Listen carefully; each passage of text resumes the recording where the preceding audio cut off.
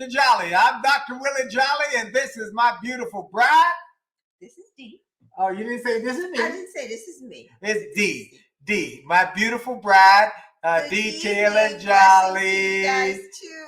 And she is my bride. We're the authors of the book, Make Love, Make Money, Make It Last, 10 Secrets to Shape a Great Marriage. And it's available at Amazon or at jollymarriage.com. Let's get it on. We got a lot to do. First and foremost, before we do anything, we want to take a moment to celebrate the life of my friend, my mentor, and just a great man who poured into me as a speaker, as a leader, General Colin Powell. Thank God for him. What a great man. So we thank God for a life that I lived. And I had lunch with him one day, and he said, I'm working out, but I'm good. And he was good, and he was good with whatever way God blessed him with life and family, and so we're grateful. So thank God we give that first. Second, we've been on the road, as you saw. If you saw the promo today, we did it from the road. On the road. On the road again. We went yesterday to visit my brother-in-law and his wife, who celebrated their 22nd church anniversary. They passed their church, started in their living room, and now they have a growing church. And their son spoke. And their son, who is the minister of music at a church in Richmond. I was so proud of them. Yes. And he came with statistics, which I absolutely love. Yes. I didn't know that the average planted church only lasts 6 years and the pastor's only there for 4. I was like, oh my goodness. So 22 years is quite an accomplishment. Yeah, that's quite an accomplishment. So we've had a great time visiting family and celebrating with family, and it was great. Yeah. She was happy. And we actually stayed in a hotel, and our son treated us to the weekend. I have to say that. Our son paid for it. Because he didn't want me sleeping in the car. Because I was like, you know what? We go there. Well, we usually stay with my brother-in-law. Yeah, but he had family, the kids. House full. And I was like, let's try to come back. She was going to say, let's go and come back. And we had the electric car, which meant you had to stop an hour or so and charge and all that kind of stuff. And I said, Mom, I'll pay for dinner and I'll pay for the hotel. He paid for the hotel. That was so sweet. Even though we can afford it, but anyway, that's my wife. Yes. She was happy. Yes, but he was so kind to do that, and we had a great dinner. It was such a great weekend. It was a great weekend. She was happy. Nice family weekend. So family is important, folks. Family. That's one thing we want to talk about tonight is division of labor and how that can be an issue for couples.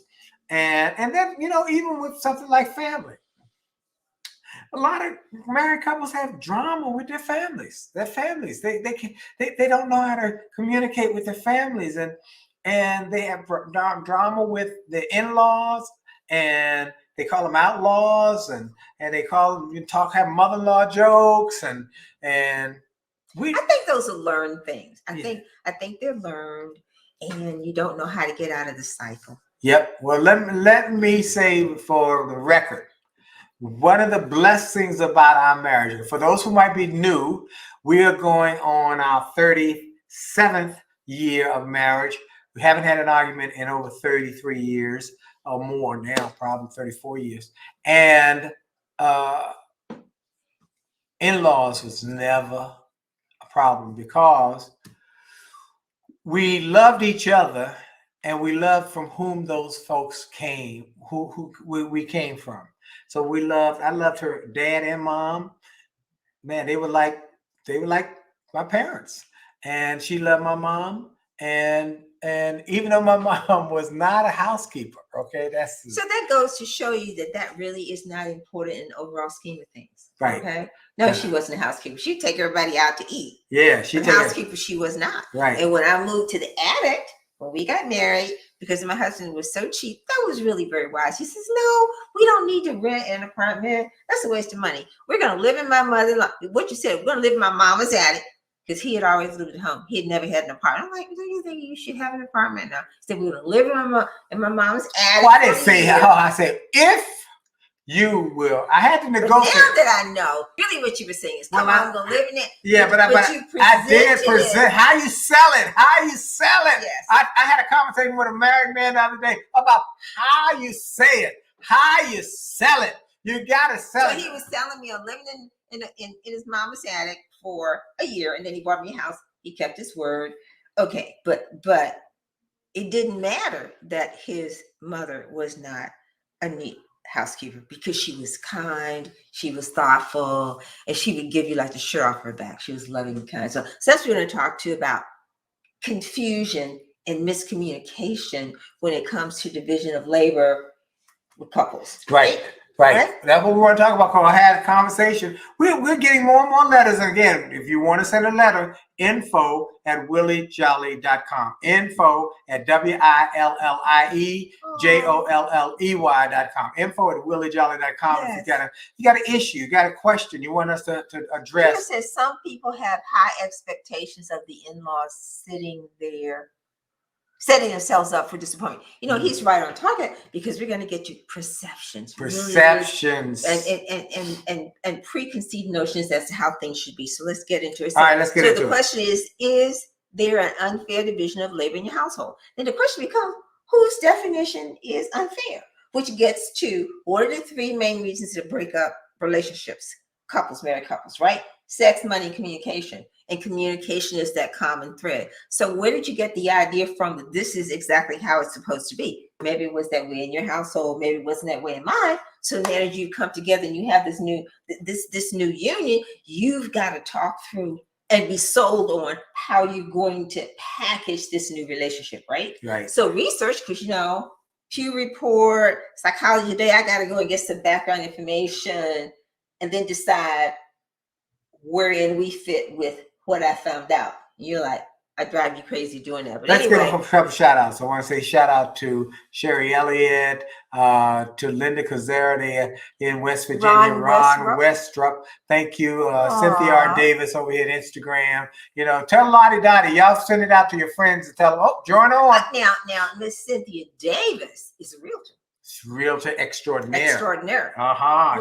She is sold and closed. I had never heard it. She is closed and sold at gmail.com. We spoke for her, Keller Williams, last week. We love you. So let's talk people. Okay, people. So what we want to talk about is how we have found, as I said to this young man who said his wife was complaining because she was overwhelmed because she had to work all day. They had a baby and he's working all day and they got a baby and she was overwhelmed. He said, how do we do this? And so what was the complaint? Well, she said there was too much cooking, cleaning, baby, working. So was this then an opportunity for them to sit and say, let us look at how we can change the division of labor, or let's write down all the things that have to happen. Right. And then who can do what? Right. And when? Is that the conversation that you suggested that they have? I told them that they had to have communication. I said, there's a communication breakdown here somewhere. I can tell that.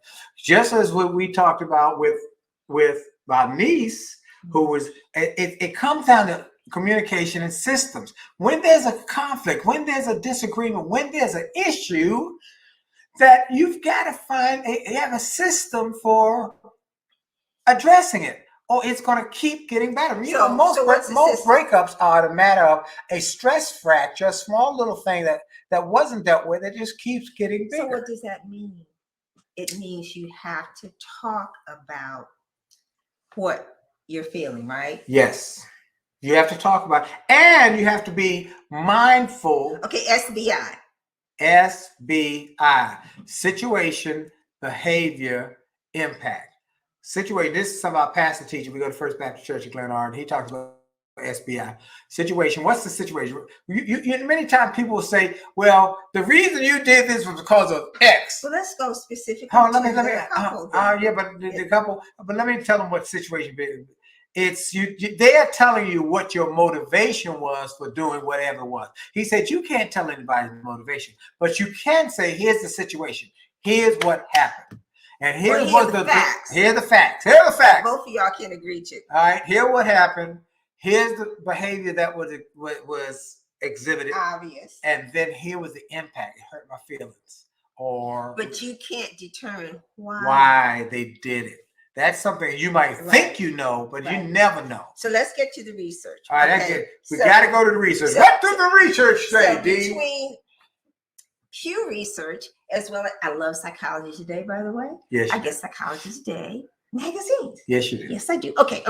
So research from these articles suggests that it's not whatever the inequality is, but it's the perception, which is something that Terrence mentioned earlier. It's the perception of unfairness.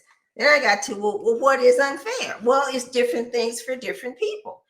And the polls also suggest that when couples are not satisfied with the division of labor or their perception as to who should be doing what, of course, it adversely affects their sex lives. I know he'd like that part. You knew that was going to get an attention of talking about messing up the sex life? Oh my God, we got to fix that right now. Because brother got to get hooked up.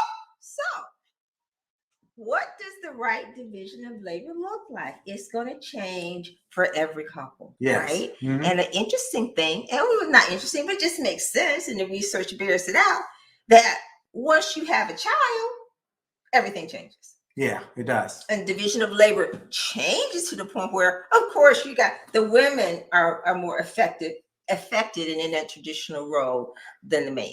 So, findings. Couples don't always agree on how the division of labor should actually be divided. You know, like, okay, you will wash the dishes. I will take out the trash. No, who's going to cook? That just sounds like something that just makes that should be common sense. Who does whatever it is well? But if they don't talk about it, you make assumptions. You know, we've heard people say, well, the woman's supposed to do that, brothers. That is a line that's not smart. Don't do traditional, well, a woman's place or woman's job. Oh, no. Especially because women are in the workforce. That's right. In such increasing numbers and can and do often make more money than the men. I won't say more than 50% of the time, but women are more equal in the workforce. That's right. That's right. And it's changed. You know, we're looking at a world where that many of us come from households where the father went out and went to work every day as a breadwinner, and the mother might have been a homemaker, and that's great. We got a lot of great. Not that way now. But many instances that has changed, and so it has increased that both parents work now. Has increased from less than 49% before 1960 to over almost 70% now, and it continues to grow. And this is something that has to be factored in, because everybody's running, and sometimes the woman is the CEO of a company or the leader of a company, right? And so things are changing. So whomever the two incomes now are more necessary than it used to be. And then there's the house husbands too. That's another option thing that you almost never heard of before. House husbands. Who I got a friend who the wife was a doctor. She made the majority of the money, and he became a teacher, and he decided to leave teaching and homeschool the kids. Okay. Cynthia talked about it. She was a homemaker for 16 years. Remember? Yeah. And she said the most rewarding job there is, and then she got it. We talked about it. Yeah, and she got into real estate. And she started killing. I mean, she's making it happen. So we want to talk about how do you cut down on the friction, because we're seeing a lot of friction. So in this division of labor. Couples don't always agree on how the division of labor should be actually divided up. Right. And it depends upon, in my estimation, ask, what do you do well? You do what you do well. Yeah. Right? Yeah. Like Willie does not cut grass. Nope. He doesn't take care of the yard at all. I like it. Nope. So I'm the gardener. Yep. And when I say I'm the gardener with somebody else that we hired. Okay. Yep. And I did, but you did have to tell I used to do the grass. Well, that was 100 years ago. Yeah, Oh, yeah, but you used to do. And one day I realized grass, but you when you pull the lawnmower over your toes, I remember that. I almost cut my feet off. I said, "That's it. It's not working. I'm done with that. My foot got to be working because I got to be talking and getting on a plane. I got to have that working." Okay. Linda said she was taught to be a household engineer. I like that, household engineer. Yes. But the person who's in charge of the household is still the CFO, the chief financial officer, the chief operations officer, chief administrative officer, or chief administrative officer, because the house is a business. Yeah, it is. Okay. Yeah, it is. So, and then everybody has a role. So what we have to do is to talk about what are the roles that must be accomplished in the household and the best way to do it. Now, so number one then is the communication, and to simply share. This is what I can't do that. Or, oh, I will do this. And since he has no clue about the flowers and the like, and I like them, then I will say to him, especially if I'm excited about something I've gotten, I will say, Willie, look at so-and-so. It's flowering. Say it looks nice. Talk to the flower. So he looks so nice, naturally. Little flower. And you look so nice. And so I will tell him what to say, and he says it, and we just kind of go, that's how it works. Right? So I take on that role, and that is not a traditional role for the female, but that's something that I now we Terrence is talking about he knows how to cook. Think about the DeBows, okay, the DeBows, who were like godparents to me.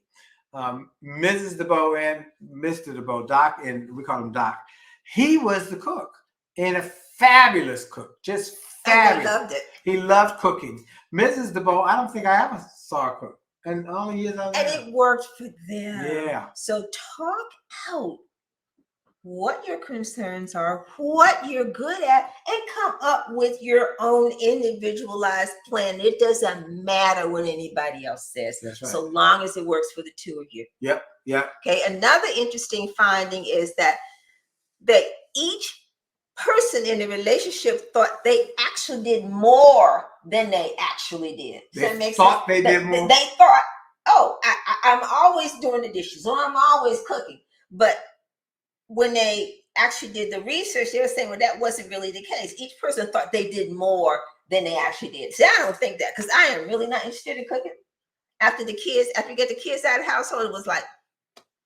So I learned to cook during the pandemic. I had never cooked, okay? I was always chasing the money. But I learned to cook during the pandemic.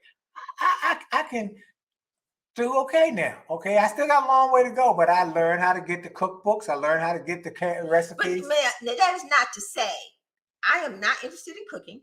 I know how to do it. She knows how to cook. Done it, but it doesn't interest me. So I'll make sure I at least cook one day a week.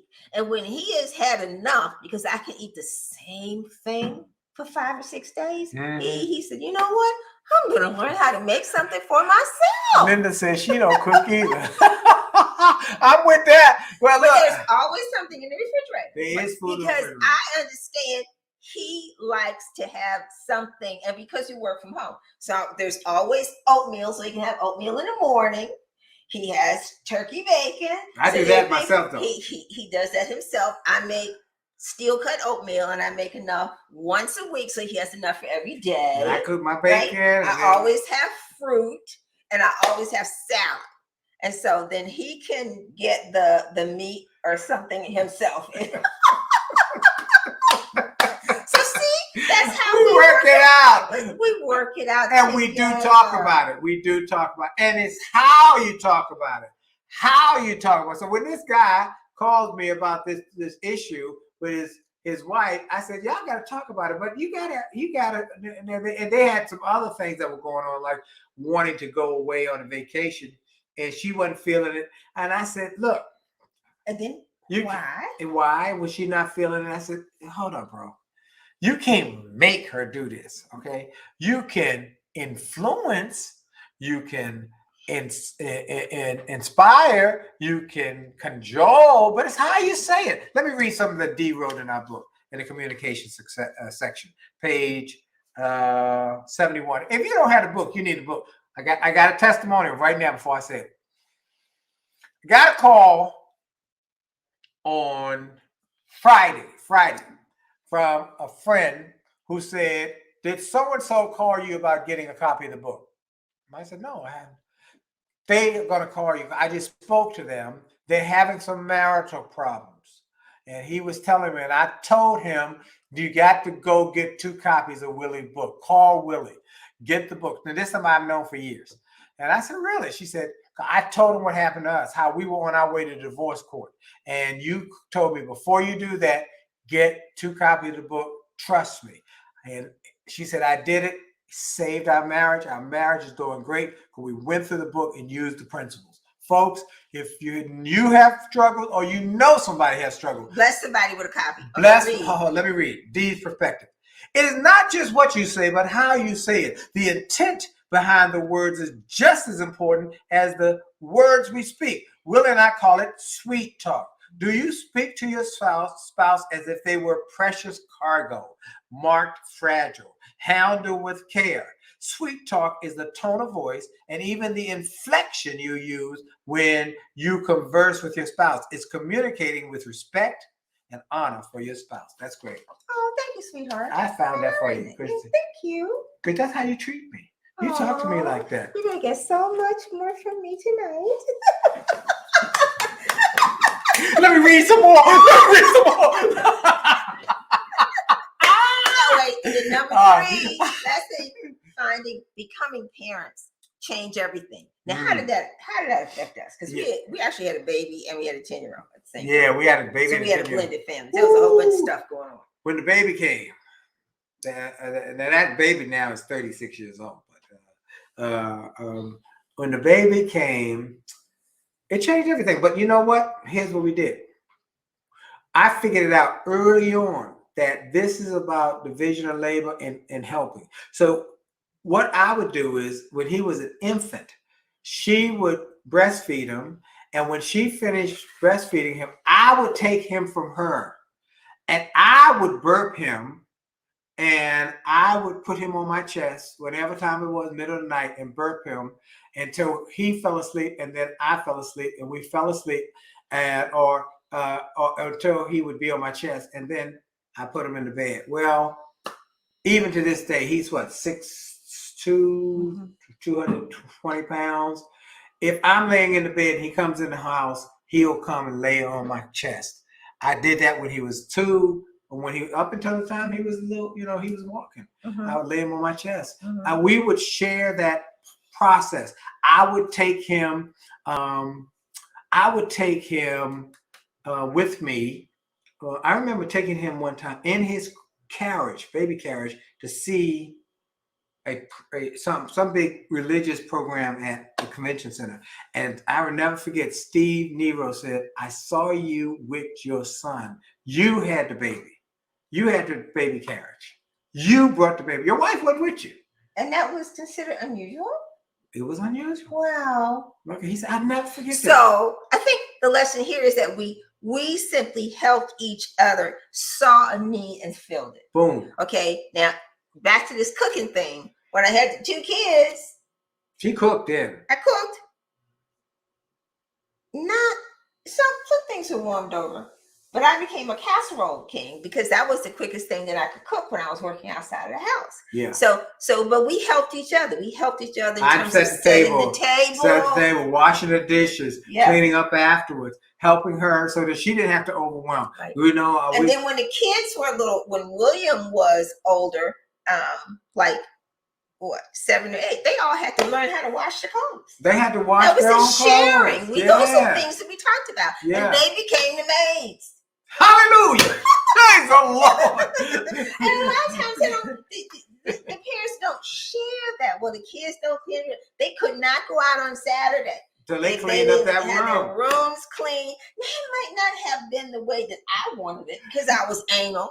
Or the dishes might not have been washed the way that I would have wanted. I would wash the dishes after late at night. When they would wash it, then she would come back and rewash them later at night because she's so anal. And so later years, I laughed and shared that with William. That's how he learned how to do it. Yeah. She was watching, so I want to wash the dishes. Your nails like, oh my God, wash the dishes. But he knows how to do all of that. and knows how to do it correctly. And my daughter is a great cook too. Latoya is a great She's cook. a great So cook. I didn't want to discourage them. So I let them do it until they became good at it. But in the interim, while they weren't good at it, I just came behind them when they were in bed and I cleaned it up. Yeah. Amazing. Yeah. So division of labor. We want you to communicate. Whatever it is that you find is a problem, the more you communicate, the better. The more you talk, the better. And how you say it. One thing I did tell this guy, I told him, one of the things I tell people is about how you say it. Two monks back in the 1960s were having a conversation, and one monk said to the other monk, I went to the Holy Father and asked him, could I pray, or could I smoke while I was praying? Could I smoke while? He said, absolutely not. You can't smoke while you're praying. And the second monk said, oh, I went to him too, but I went with a different way. I said, can I pray while I'm smoking? He said, absolutely. It's about how you frame it, how you discuss and put the words. So even when we were talking on this evening, we had some conversation with some family members that we needed to have some critical conversation. We had to have prayer beforehand. Yeah, I said, well, I have to have the right way to say that this is needs to be adjusted. This needs to be fixed. But it's how we say it. The problem is not. Your goal is not to offend the person that you love. No. The goal is to figure out how you can comfortably work together. Right. You want to lift each other up. You don't want to beat them up and drag them down. That's right. Okay? That's right. Okay, look, we got a lot of great comments here. Communication is the key. Linda said. Oh, wait a minute. Who said that? I don't want anybody in my kitchen. That's Terrence. Terrence, you are funny. Let's see what else he said. Everybody has a strong point and a weak point. Communication before marriage is truly important. That's right. If she can't cook or clean, let me know before we get married because I need the budget for a maid, and I'll take care of cooking and grilling with my crock pot under my arm. Goodness! So it's kind of like, what thank are you talking about before you get married? Quicksell, my man. Glenn Jackson, thank you. Look, so many folks. I cook in my sleep. He is absolutely hilarious. So look, we got so much we got to give. Remember that if you got a issue that you want us to talk about, if you have a question, send us your question info@williejolly.com. I'm always going to try to get some additional research to bring you some additional information. Talk to the last homework. Okay. Homework from last week again this week. It's a reminder. I said I want you to have a money date. Yeah. And we gave that we advice said a money date yesterday to a young couple. Oh yes! Oh my goodness! They have some money. Yes, okay. yes. I said you need to have a money date. They were like, "Well, what's a money date?" Mm-hmm. I said you gave them some suggestions, and we talked about. We said, "Well, you know what? What's your money personality?" Mm-hmm. And very clear, she says, "I'm like, let's shoot the wad. Let's spend it all." Yeah, I'm like, I said, "You got 3 children. What are you talking about? Shoot the wad." I said, what if somebody gets sick? And here he is. He's the primary breadwinner. He's got the health insurance and all these other things. And he's more of a saver and a conservative. So I said, so their assignment was to write down what their goals were individually. That was the first thing. Right. Goals. Write down. So now individual goals, and then compare them. Right. And then have a group goal, and then talk about it. And then they're going to come back to us. That's right. So the first thing was, it was very clear. They knew what their style was, what their money personality was, right? Yes, they did. But then it's like, well, where do you want to go? What are your goals? Well, I want this. And I'm more of and she was so mindful, so wise to say, Willie tends to be a risk taker. But COVID did make me say, I got to be a little more cautious because stuff can happen. Right. And you know what? We all expected this thing would be over, in 2020 when everything went south in March of 2020. Well, we'll be done by the summer. And then we'll be done by the fall. Then we'll be done by the end of the year. And then I was sure that by fall of 2021, this thing would be done. Which brings up the point that when the financial people talk about you need 3 to 6 months worth of emergency money, meaning the mortgage or the rent, utilities, that's ridiculous. You need I'm more. like, this has been 18 months. That's right. Now, You need what more. if you had no income for 18 I saw a lady months? on television who So 3 to 6 was months a worth Broadway, of essential money is ridiculous. a Broadway performer. She was a star on Broadway. Uh-huh. And they asked her, how's COVID? How you doing? She said, I had to sell my house. My brownstone. Wow. She said, I had to sell my house. Now you Move know. back to my parents' house because I wasn't prepared for this long, this length of time. Folks, one of the things what we've got to do, we got to talk to each other, be honest with each other, and share our hurts, our pains, our concerns. When I went to her, what makes you uncomfortable? Yeah, and Dee makes it clear what makes her uncomfortable. I gotta have the money. I gotta see it. Now I tell you, when you were driving, yeah, and what was I working? I was on the computer going over, okay, where the different pockets of money were and where we stand right now. She did, and because we are everything, the employer and the employee, it makes a significant difference how much money you have saved versus invested. It's not like you're going to get a check from the government in perpetuity. Nope. So, our time is up. We keep it to a half hour. I know you got more stuff. She always got more stuff. No. This reminder. All this is Domestic Violence Awareness Month. If you know of anyone, share that they have safety by calling 800-799-7233. Interesting. Financial abuse is on the rise. Yep. Did you know that financial abuse is domestic violence? The controlling of your partner's money to the point where you don't have it. You have to turn it all over to them. That is a growing problem. I don't have time to go into it because it's already 9:33.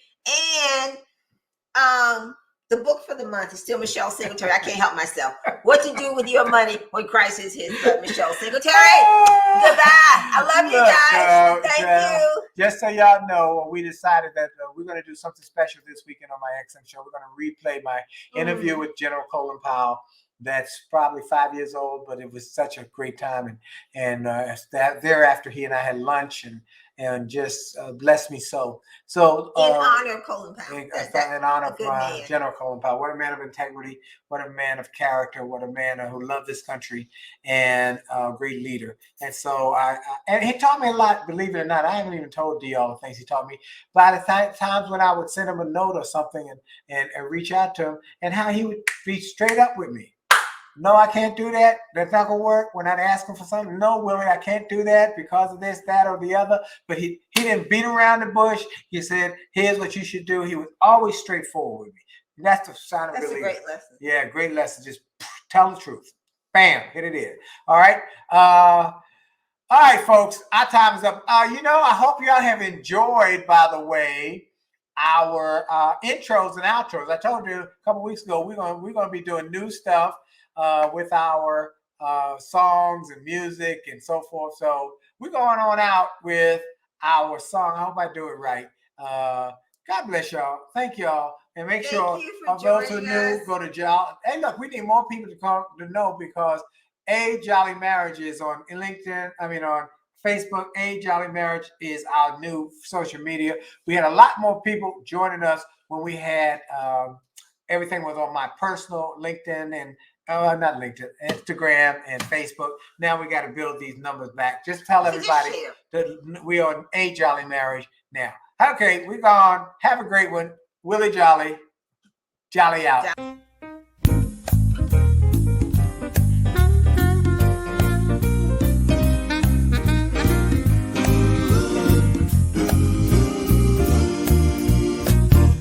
Why do birds suddenly appear every time you are near? Just like me, they long to be close to you. And why do stars fall down from the sky every time you walk by? Just like me, they long to be close to you. Oh, oh, oh, on the day that you were born, the angels got together, decided to create a dream come true. So let's sprinkle moon dust in your hair, and I see heaven when I look at you. That is why all the guys something to follow you all around, just like me.